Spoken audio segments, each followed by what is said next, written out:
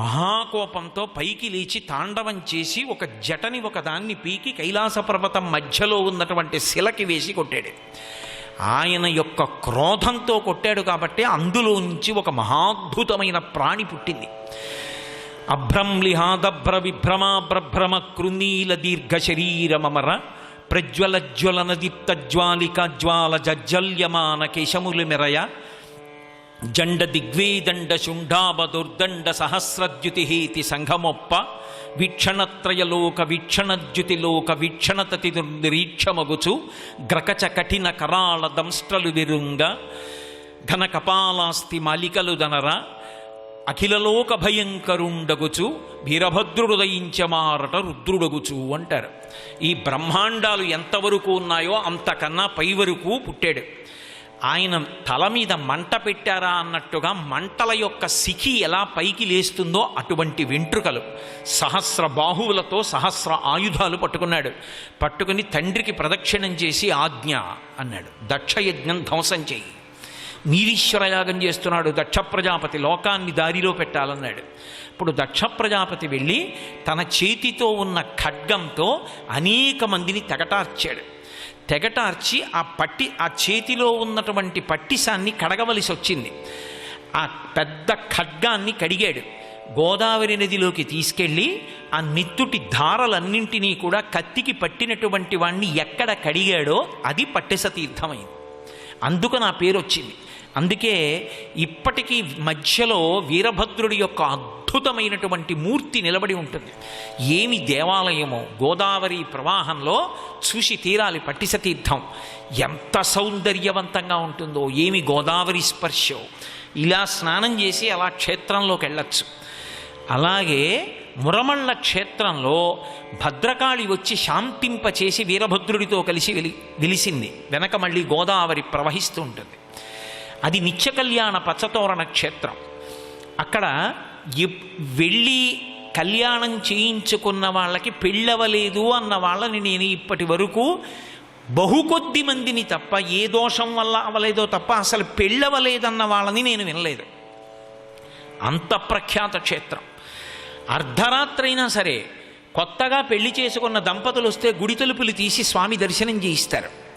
ఒకే వేదిక మీద పరమశివుడు భద్రకాళి ఇద్దరూ ఒకే పీఠం మీద వెలిసి ఉంటారు. నిత్య కళ్యాణం పచ్చతోరణ క్షేత్రం. మీరు ఎప్పుడైనా మురమళ్ళలో కళ్యాణం చూసి తీరాలి. 2 రకాల కళ్యాణాలు ఏకకాలంలో జరుగుతాయి. ఎప్పటి నుంచో వస్తున్నటువంటి ఆచారం, జానపదం నడుస్తుంది. ఒక పక్క పాటలు పాడుతూ కళ్యాణం చెప్తారు. దానికి వంశపారంపర్యంగా ఉన్నారు విద్వాంసులు. గౌతమీ గంగకి నమస్కారం చేసి అందులో స్నానం చేసినటువంటి వాడికి పంచమహాపాతకములను కూడా విడుదల చేయిస్తుంది.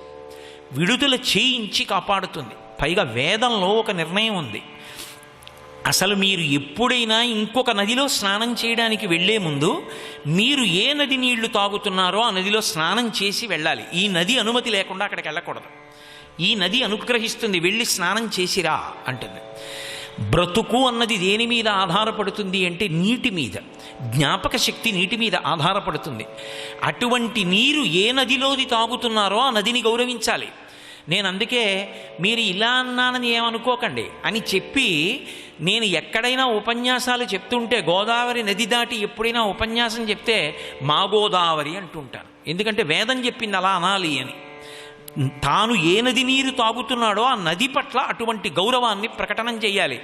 అంత గొప్ప నది గోదావరి. ఆ నదిలో స్నానం చేసినటువంటి వాడికి ఉన్నటువంటి పంచమహాపాతకములను కూడా తీసి జ్ఞానము కలిగేటట్టుగా సరస్వతి కటాక్షాన్ని అనుగ్రహించగలిగినటువంటి నది. ఆ గోదావరి నది యొక్క వైభవం గురించి ఒక మాట చెప్తారు. ఆపాతాళ గభీర నీరకు సుధామాలాకృతిన్ కల్గు ద్వీపాలంకృతికిన్ మహేంద్రనగరీని శ్రేణికా యష్టికిన్ అది ఆతాపాప విధా విహర్త్రికి మహోధన్వా దృఢాలింగన వ్యాపార ప్రతిపన్న సౌఖ్యకు సాష్టాంగంబు గంగమ్మకున్. అందులో గంగమ్మ అంటే గౌతమీ గంగ, గోదావరి వైభవాన్ని చెప్పారు. ఆ పాతాళ గభీర నీరకు అని మొదలెట్టారు. గోదావరి ప్రారంభం దగ్గరికి వెడితే ఇదేమిటండి ఇలా ఉంది, ఇది నది ఎప్పుడు అవుతుందండి అంటాం. కానీ గోదావరి ప్రవాహం అలా ప్రారంభమైనా ఎంత బ్రహ్మాండమైనటువంటి ప్రవాహం విడుతుంది అంటే పాతాళలోకం వరకు దాని లోతు ఉందేమో అనిపిస్తుంది. అటువంటి సుడులతో విడుతూ ఉంటుంది. ఆ పాతాళ గభీర నీరకు. అంతేకాదు సుధాహారామల ఛాయకున్, గోదావరి నీటి యొక్క రంగు ఒక ప్రత్యేకతతో ఉంటుంది. ఆ నీరు సుధాహారామల ఛాయకున్, చంద్రుని యొక్క కాంతి ఎంత తెల్లగా ఉంటుందో అంత తెల్లటి మంచి ముత్యాలతో చేసినటువంటి హారాలు కొన్ని వెళ్ళిపోతున్నాయి అనుకోండి ప్రవహించి. అవి ఎటువంటి కాంతితో ఉంటాయో గోదావరి ప్రవాహం అంత తెల్లటి కాంతితో ఉంటుంది. పౌర్ణమి నాటి చంద్రకాంతిలో గోదావరి నది యొక్క సోయగం, గోదావరి యొక్క మెరుపు చూడాలి. అందున గోదావరి దగ్గర కూసేటటువంటి పక్షుల యొక్క నాదం పరమాద్భుతంగా ఉంటుంది. ఎందుకంటే అన్ని లంకలు, ఆ లంకలలో ఒక విచిత్రం ఉంటుంది. ఇది లంకా ఏమిట్రా అని అడుగుతూ ఉంటారు. అసలు అది ఎవరికి లొంగకుండా ఏదో లొంగని గుర్రంలా ఉందనుకోండి, ఇది ఏమన్నా లంకావా ఏమిటి అంటారు. గోదావరి లంకల్లో ఓ లక్షణం ఉంటుంది. కొన్ని ఆవులు ఉంటాయి, అవి ఆ ఆవుల్ని ఎవరు కట్టరు, అవి లంకల్లో తిరుగుతుంటాయి. ఎప్పుడు కావలసిన గడ్డి తిని హాయిగా పెరిగి పెద్ద అవుతాయి. ఏదో పోతన గారు కైలాసాచల సన్నిభంబగు మహాగంభీర గోరాజమున్ అంటాడు. కైలాస పర్వతాల అన్నట్టుగా ఉంటాయి. అటువంటిది ఒకటోసారి మా గోశాలలోకి వచ్చేసింది. కొన్నేళ్ళు ఎవడి మాట వినేది కదా, అది లంకా అంటారు. అది దూడకు కూడా పాలివదు, అది విచిత్రం. దూడకు కూడా పాలివదు, అంత స్వేచ్ఛగా తిరుగుతుంటుంది. అటువంటి గోవులన్నీ తిరుగుతుంటాయి. ఆ పౌర్ణమి నాటి వెన్నెల్లో మీరు అసలు గోదావరి అందాలు పడవలో వెడుతూ చూస్తే ఆశ్చర్యపోతారు. అబ్బబ్బబ్బా ఏమి అందం రా, ఏమి గోదావరి నదిరా అనుకుంటారు.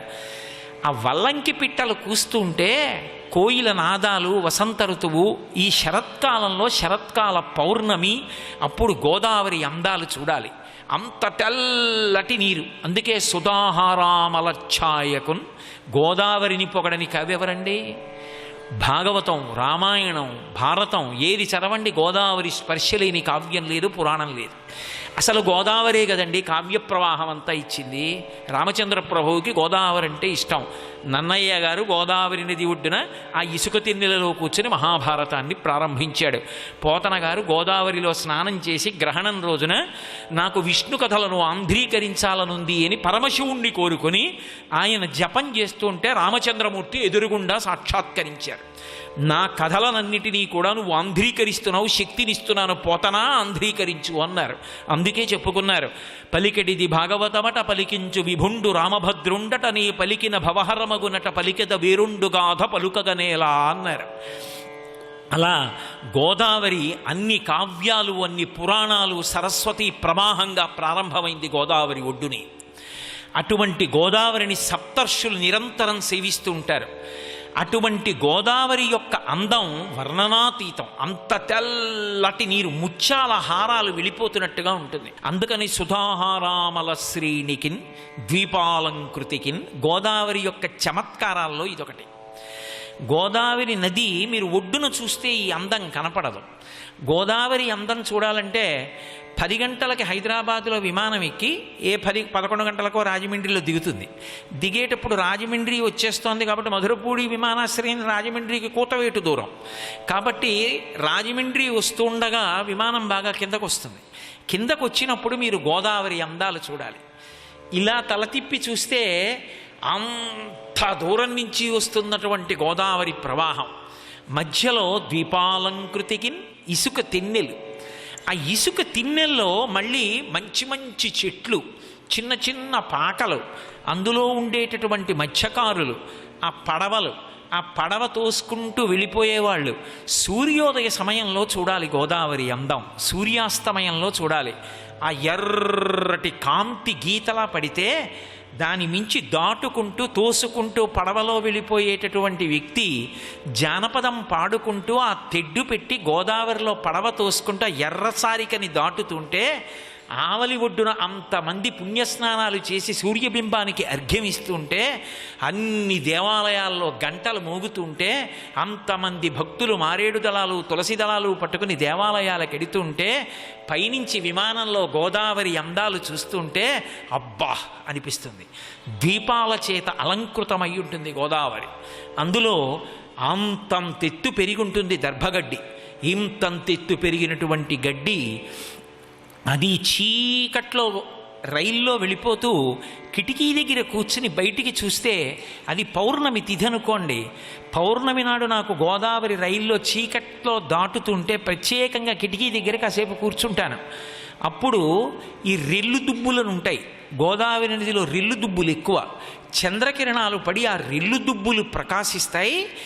ఆ నీటి మీద పడుతున్నటువంటి చంద్రకాంతి, కదులుతున్నటువంటి అలలు, తెల్లటి ఇసుకతో మధ్యలో ద్వీపాలు, ఈ రెల్లు దుబ్బులు, అసలు నిజంగా గోదావరిని ఆ చీకట్లో చూస్తుంటే ఎంత సౌందర్యవంతంగా ఉంటుందో, ఎంత అందమైనటువంటి నదో. అందుకే ద్వీపాలంకృతికిన్ మహేంద్రనగరీని శ్రేణికాయష్టికిన్. ఎంత గొప్ప మాట అన్నాడో మహానుభావుడు. అది నది అని నీకెవడు చెప్పాడు రా అన్నాడు. అది నది కాదు, స్వర్గలోకానికి వెళ్ళడానికి నిచ్చెన. మహేంద్రనగరి అంటే స్వర్గం. మహేంద్రనగరి నిశ్రేణికాయష్టికిన్. స్వర్గలోకానికి వెళ్ళాలంటే అది గోదావరిలో ఒక్క స్నానం చేస్తే ఓ మెట్టెక్కినట్టు. గోదావరి స్నానం స్వర్గలోకానికి మెట్లు. ఆ నదీ ప్రవాహం అంతా కలిపి ఒక నిచ్చెనగా భావన చెయ్యి. కాబట్టి మహేంద్రనగరీ నిశ్రేణికాయష్టికిన్ తాపాపాయ విధా విహర్త్రికి. అది రెండు పోగొడుతుంది గోదావరి నది. ఒకటి తాపం పోగొడుతుంది, ఆధ్యాత్మిక, ఆదిభౌతిక, ఆదిదైవికములని తాపాలు మూడు ఉంటాయి. ఈ మూడు తాపములను ఏది పోగొట్టగలదు అంటే గోదావరి నదిలో చేసినటువంటి స్నానం. ఆ స్నానం వైదికంగా చక్కగా పిప్పలాదాత్ సముత్పన్నే కృత్యే లోకభయంకరి మృత్తికాంతే మయా దత్త మహారార్థం ప్రకల్పయ. కాబట్టి అది ఎక్కడికి వెళ్ళినా స్నానం చేసేటప్పుడు ఉపయుక్తం అవుతుంది. కాబట్టి అదిగో ఆవిడ ఏం చేస్తుంది గోదావరి అంటే తాపాపాయ విధా విహర్త్రికి. తాపాన్ని పోగొడుతుంది. ఏదో పొందవలసిన కోరిక ఉంటుంది జీవితంలో, అది ఆశ్రమం మారడం అంటారు. అది లేకపోతే జీవితం పండదు. ఇది మీరు చాలా జాగ్రత్తగా తెలుసుకోవలసినటువంటి విషయం. కొన్ని కోరికలుగా ఉంటాయి, కానీ అవి ఉండి తీరవలసినవి, అవి లేకుండా ఉండకూడదు. అసలు వాటికి మీరు ఈశ్వరుణ్ణి ప్రార్థన చేయవలసి ఉంటుంది. అప్పుడు అది కోరికల కోసం చేసిన ప్రార్థన అనడానికి కూడా ఉండదు. అది ఆ చట్రంలోకి రాదసలు అది. ఎందుకనంటే ఆశ్రమం మారకపోతే పండడవు. బ్రహ్మచారిగానే ఉంచేశారనుకోండి ఒకడిని, వాడి మనసుకి కొంతకాలం అయిన తర్వాత కామం కలుగుతుంది. అది సృష్టిలో సహజమైనటువంటి విషయం. అమ్మ కడుపులోంచి బయటికి వచ్చిన 7 సంవత్సరముల 2 నెలలకి లింగభేదం తెలుస్తుంది అని చెప్తోంది శాస్త్రం. అందుకే బ్రాహ్మణ పిల్లవాడికి 7 సంవత్సరముల 2 నెలలకి ఉపనయనం చేసేస్తారు. ఒక వయసు వచ్చిన తరువాత వివాహం చేయకపోతే కామము విశృంఖలత్వాన్ని పొందుతుంది. ఇంద్రియాణి బలిష్టాని ననియుక్తాని మానద అపక్వస్య ప్రకుర్వంతి వికారాం స్థాననేకశః అంటాడు వ్యాసుడు దేవీ భాగవతంలో. ఇంద్రియములకు ధార్మికమైన మేత అందించలేదనుకోండి, అవి పావులై కాట్లు వేస్తాయి, జారి కింద పడిపోతాడు. కామాన్ని ధర్మంతో ముడేసేయాలి అంటే ధర్మపత్నిని స్వీకరిస్తాడు. ఆశ్రమం మారుతున్నాడు, బ్రహ్మచర్యంలోంచి గృహస్థాశ్రమంలోకి వెడుతున్నాడు. ఈ ఆశ్రమం మార్పు అనేటటువంటిది పండడానికి కారణం. లేకపోతే ఆ సుఖం తెలియని నాడు దానికోసం వెంపర్లాడి తప్పటడుగు వేస్తాడు. ఈ సుఖము సుఖమా అన్న వైరాగ్య సుఖం రావాలి అంటే దాన్ని ధార్మికంగా అనుభవించేయాలి. దానివలన ధార్మికమైన అర్థం రావాలి. కొడుకు కూతురు పుట్టాలి, కొడుకు గయాశ్రాద్ధం పెట్టాలి, కూతుర్ని కన్యాదానం చేసి దశ పూర్వేషాం దశాపరేషాం, ముందు తరాలు 10 వెనక తరాలు 10, ఈ తరం 1, 21 తరాలు తరించాలి. ఇవన్నీ ఎక్కడి నుంచి వస్తాయి? ఆశ్రమం మార్పులో వస్తాయి. అందుకని అది కోరవలసినది, అది కోరికే అనిపించుకోదు అసలు. దాన్ని కోరిక అనరు. ఏది కోరుకో, ఏది కోరిక కాదో, ఏది అడగాలో, ఏది అడగకూడదో దాని గురించి తెలిసి ఉండాలి శాస్త్రం. తెలియకుండా మాట్లాడకూడదు. కాబట్టి ఆశ్రమం మార్పు అనేటటువంటిది మనిషి పండడానికి కోరుకోవాలి. అప్పుడు కదా పండుతాడు. ఇంకా అదే పనిగా గృహస్థాశ్రమంలో ఉండి సుఖం అనుభవించడానికే. ఒక స్థితి వచ్చిన తర్వాత ఈ సుఖాలు ఏం సుఖాలు అని చెప్పి గాలిలా వైరాగ్య సుఖాన్ని పొందాలి. గాలి కుక్క కళేవరం మించెళ్ళినా ఓలాగే ఉంటుంది, మల్లెపూల పందిరి మించెళ్ళినా ఓలాగే ఉంటుంది. పొగిడాడని పొంగిపోదు, తెగిడాడని కుంగిపోదు. నిన్ను సేవింపగ నాపదల్పడమని నిత్యోత్సవం బబ్బని జనమాతృండనని సంసార మోహంబు పైగొనని జ్ఞానము గల్గని గ్రహగతుల్ కుందింపని మేలు వచ్చిన రాణి అవి నాకు భూషణములే శ్రీకాళహస్తీశ్వర.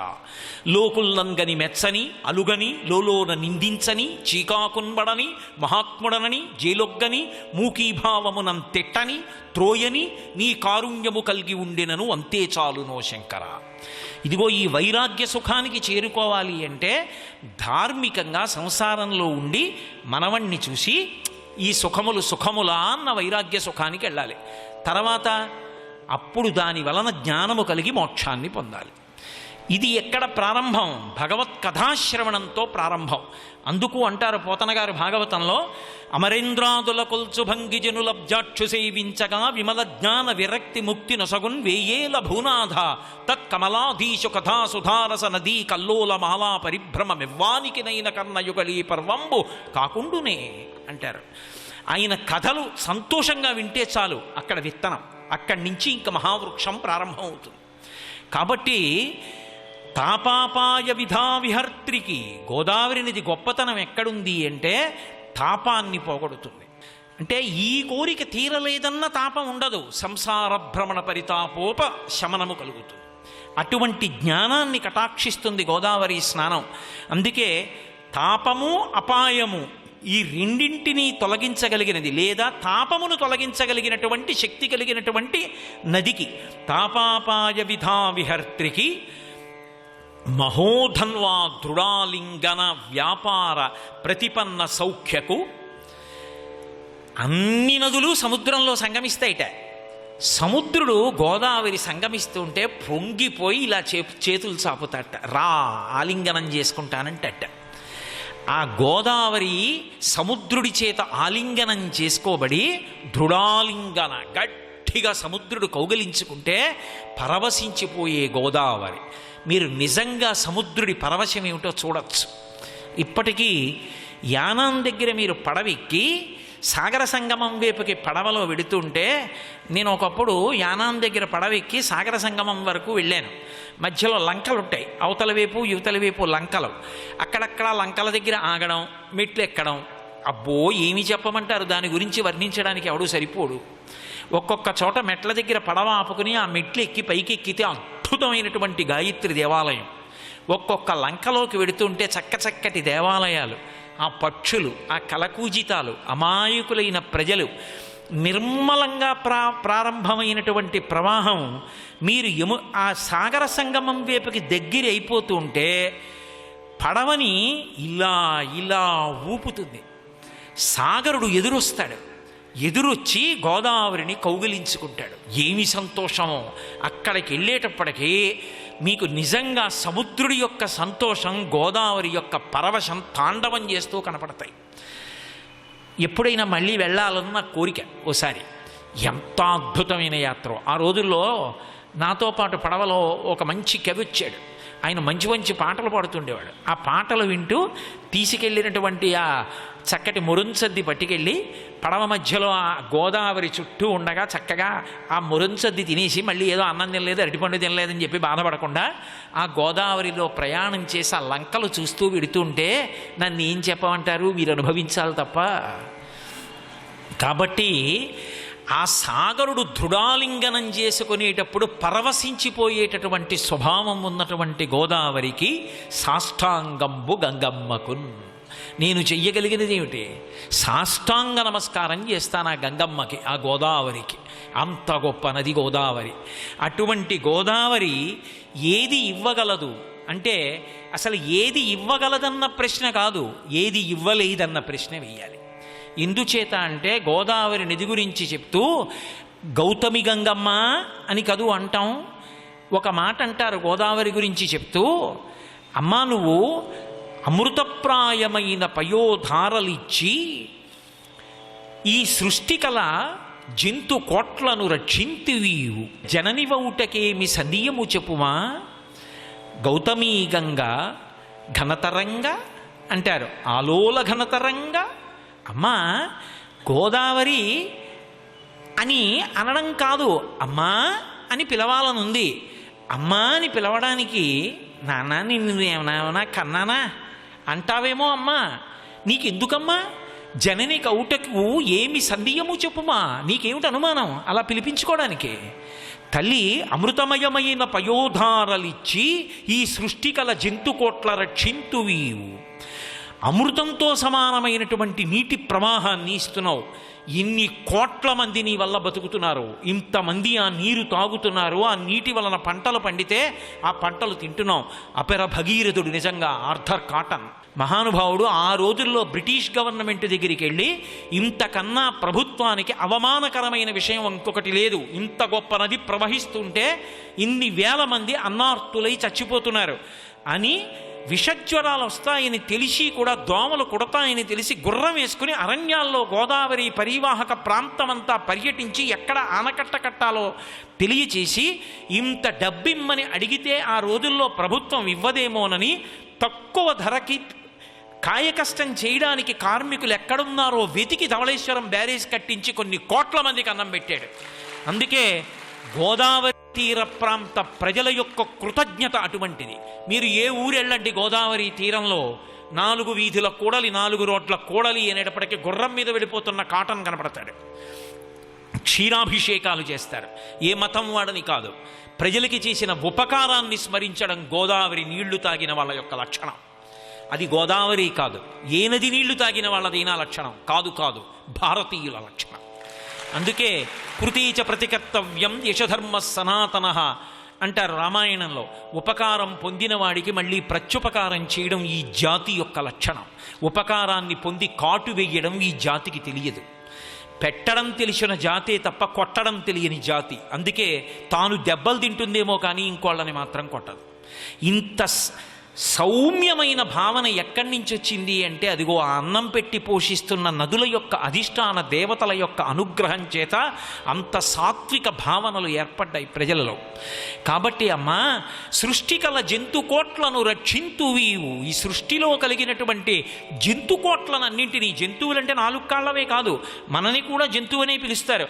అలా అంటే మనకు కోపం వస్తుందేమో అని శంకరాచార్యులు వారు తన మీద పెట్టుకున్నారు. పశుమాం సర్వజ్ఞ ప్రథిత కృపయా పలయ విభో అన్నారు శివానంద లహరిలో. శంకర, నేను పశువుని, నువ్వు పశుపతివి, చాలదా మన ఇద్దరికి అనుబంధం అన్నారు. పశువు అంటే మెడలో పాశం ఉన్నది, కట్టబడున్నది అని. మనకి పాశం ఉంటుంది, కర్మపాశం, కట్టబడతాం, జన్మ అనబడేటటువంటి రాటకి కట్టుబడతాం. కాబట్టి పశువుగా ఈ జంతుకోట్లకన్నిటికీ కూడా అన్నం పెడుతున్నటువంటి అమ్మా, నిన్ను అమ్మా అని పిలిస్తే వచ్చినటువంటి నష్టం ఏమిటమ్మా? నువ్వే మాకు అమ్మవి, కాబట్టి అమ్మానే పిలుస్తాను, గోదావరి అని పేరు పెట్టి పిలవను. అమ్మని పేరు పెట్టి పిలవడం అవమానించడం అమ్మా. గోదావరి ఏమిటి, అమ్మా అనే పిలుస్తాను నీ ఒడ్డుకొస్తే అన్నారు. కాబట్టి ఈ సృష్టి కల జంతుకోట్ల రక్షింతువీవు జననివౌటకేమి సందేయము చెప్పుమా. ఓ తల్లి గౌతమీ గంగ ఆలోలఘన తరంగ, ఓ గౌతమీ గంగ ఘనమైనటువంటి తరంగములు కలిగినటువంటి ప్రవాహమున్నదాన గోదావరి తల్లి నీకు నమస్కారం అన్నారు. అటువంటి తల్లి గౌతమి గంగా ప్రియమారగా పయోధార త్రాగిడు మనుజవ్రాతము మరలన్ పొందదు. జననీ పయోధార, జననీ పయోధర పయో కణాస్వాదనముల్ అని. ఎవరు గోదావరి నీళ్లు తాగుతాడో వాడు మళ్ళీ ఇక అమ్మ పాలు తాగడు. సర్వం శ్రీ ఉమామహేశ్వర పరబ్రహ్మార్పణమస్తు. స్వస్తి.